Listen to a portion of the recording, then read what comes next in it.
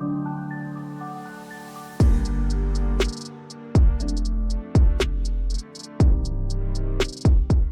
right, so we've got most of the TBM pressings cleaned.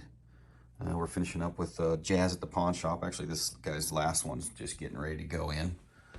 They're already pretty. I mean, they come pretty nice, but I gotta say, man, this record cleaner is probably the best money that I have spent.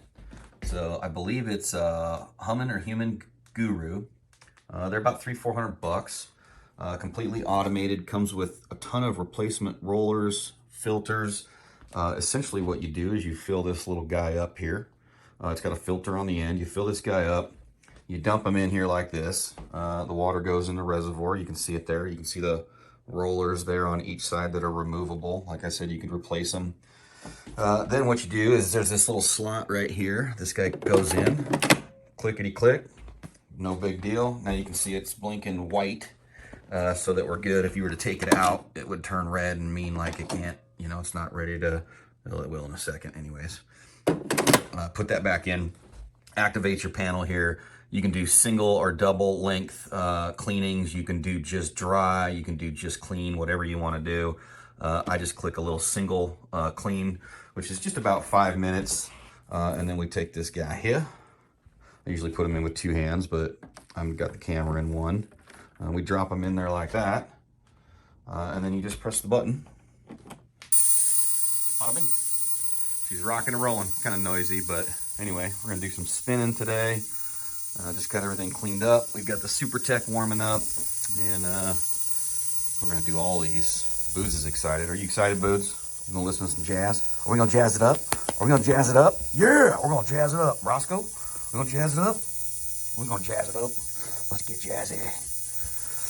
Yeah, and then after, I'm standing away because the ultrasonic sound messes with the microphones.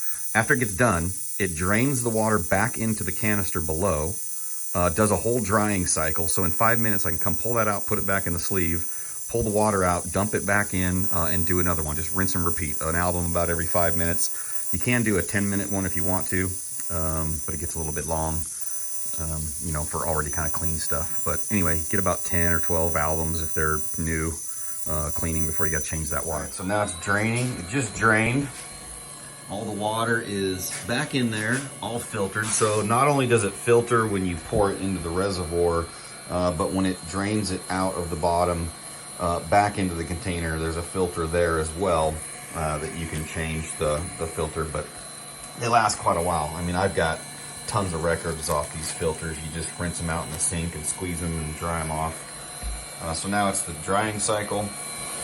It's got, you can see right down in there, there's a little fan, and then there's one on this side too.